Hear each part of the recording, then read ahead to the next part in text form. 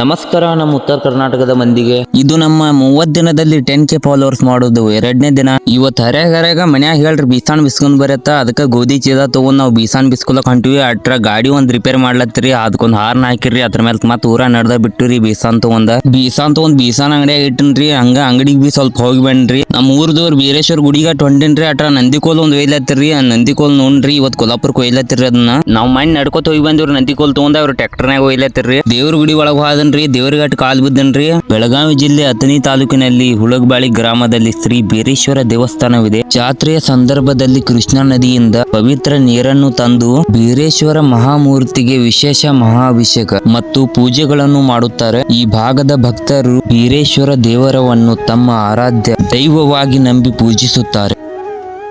ದೇವ್ರಿಗೆ ಕಾಲ್ ಬಿದ್ದು ಕೂತನ್ರಿ ಒಂದ್ 10 ಮಿನಿಟ್ ದೇವ್ರ ಗುಡಿಯಾಗ್ರಿ.